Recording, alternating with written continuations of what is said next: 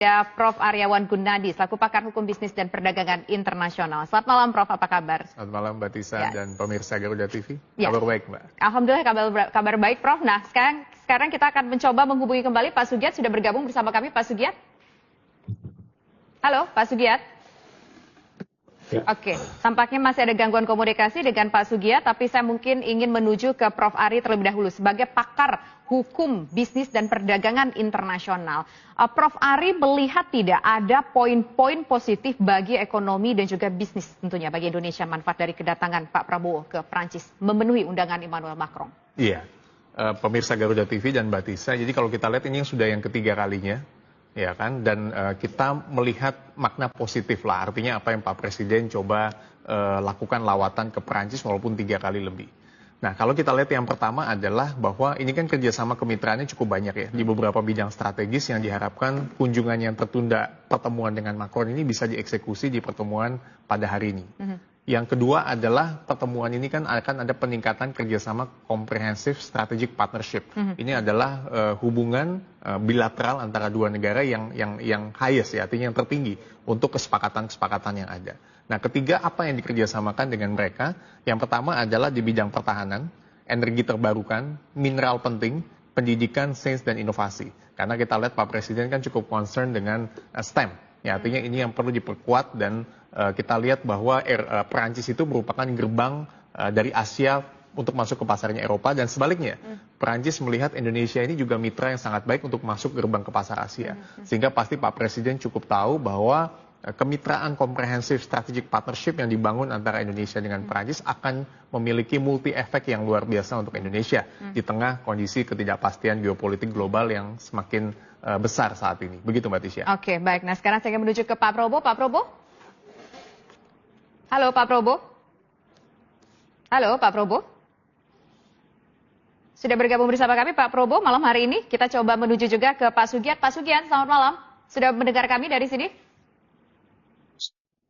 Ini Pak Prabowo kayaknya udah bergabung nih. Pak Prabowo, bisa di-unmute suaranya, kita nggak dengar nih Pak Prabowo.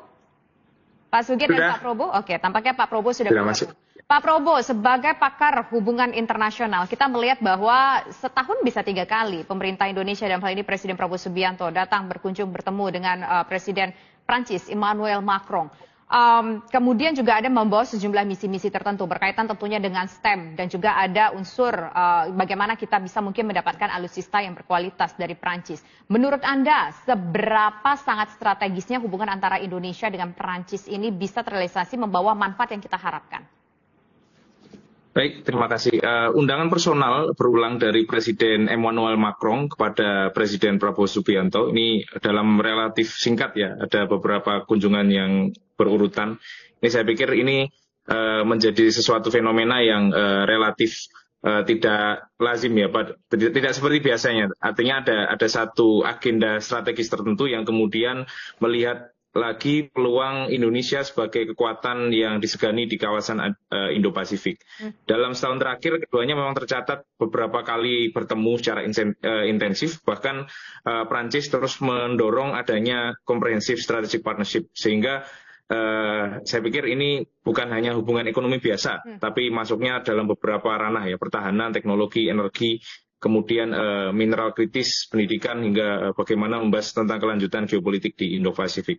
Prancis juga memahami bahwa Indonesia ini merupakan anggota dari G20, kemudian bagaimana melihat posisi Indonesia sebagai ekonomi terbesar di Asia Tenggara dan menjadi penghubung dari jalur Indo-Pasifik. Jadi terlepas dari bagaimana antara Prabowo dengan Macron ini memiliki satu kedekatan, tapi saya pikir ini yang kemudian perlu kita lihat ke depan ya, apakah kemudian ada hasil konkret yang kemudian disajikan oleh kedua belah negara, begitu. Oke. Anda ada sebuah statement yang menarik begitu ya, ketika mengomentari kunjungan Presiden ke Prancis atas undangan pribadi dari Presiden Prancis Emmanuel Macron, bahwa ini adalah bentuk sebuah strategi diplomasi ulang-aling begitu ya, menjembatani antara blok barat ataupun juga dengan blok timur begitu. Indonesia bisa berada di tengah. Sebetulnya seberapa strategis sih posisi Indonesia itu sendiri untuk menjadi katakanlah penyeimbang?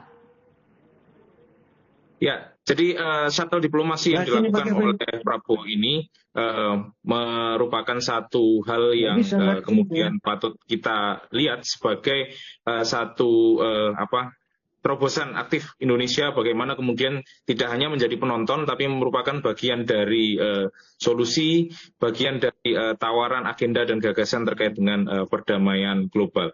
Oleh karena itu kita coba untuk lihat bagaimana ke depan berapa kira-kira seberapa efektif investasi apa yang masuk dari Prancis ke Indonesia.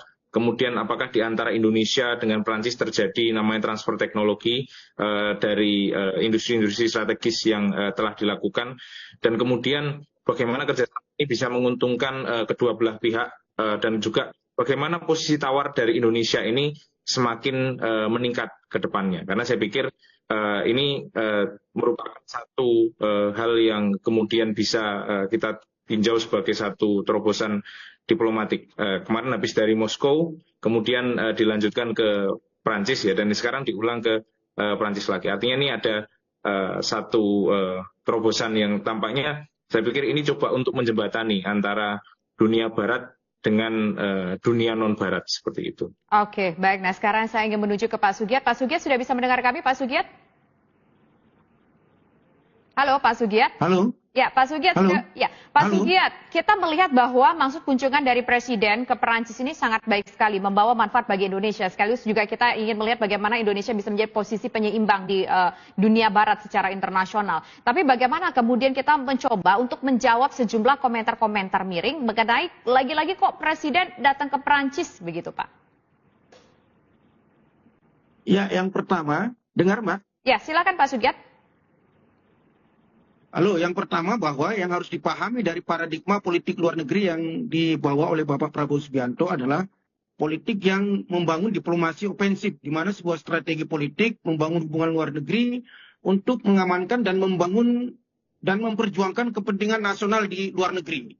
Saya pikir apa yang dilakukan Pak Prabowo ketika berkunjung ke Paris itu adalah bagian dari paradigma politik tersebut. Sama seperti ketika misalnya Pak Prabowo membangun hubungan diplomasi dengan Amerika misalnya ketika terjadi perang tarif antara Amerika dengan Cina, Pak Prabowo langsung bertemu dengan Presiden Trump untuk mengamankan kepentingan nasionalnya. Begitu juga misalnya ketika Pak Prabowo membangun hubungan diplomasi dengan Rusia ketika Selat Hormuz bermasalah demi mengamankan pasokan minyak mentah dan gas LPG untuk rakyat. Begitu juga dengan Paris. Kalau Paris, saya ingin mengkoreksi bahwa selama 9 Prabowo beliau di Paris. Oke, Pak Sugiat. Tampaknya ada gangguan komunikasi dengan Pak Sugiat. Nanti kita perbincangan akan kita lanjutkan kembali ya Pak ya. Usai jeda berikut pemirsa, kami kembali sesaat lagi.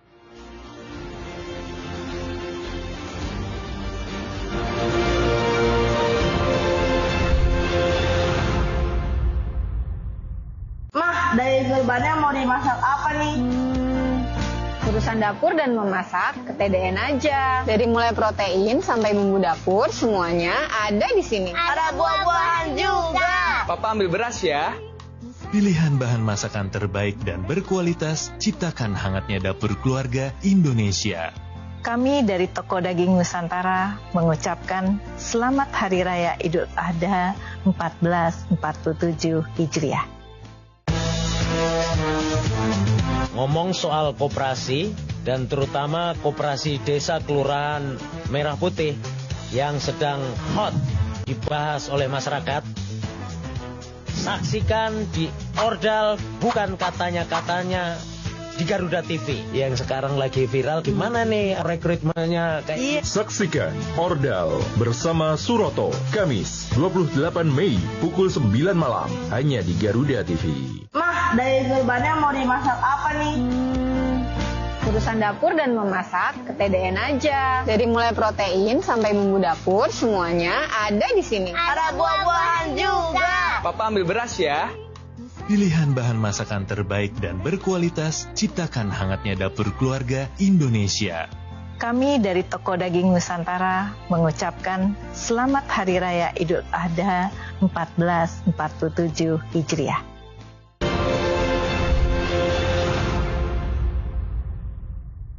Terima kasih pemirsa Anda bersama kami. Kita ingin mencoba kembali dengan Pak Sugiat. Pak Sugiat bisa mendengar kami kembali, Pak Sugiat? Oke, tampaknya ada gangguan komunikasi dengan Pak Sugiat. Saya akan menuju ke Prof. Ari. Prof. Ari, oke lah, ini kan ada tadi berkaitan dengan teknologi, yang berkaitan dengan STEM, kemudian juga mungkin ada juga berkaitan dengan pertahanan begitu. Nah, bagaimana kemudian kita mencoba memberikan keyakinan kepada masyarakat bahwa apa yang diupayakan untuk dikerjasama itu benar-benar betul-betul bisa terrealisasi dan ada multiplier effect-nya. Mungkin misalkan bisa benar-benar memberdayakan BUMN yang ada di Indonesia dan juga keterlibatan warga negara Indonesia.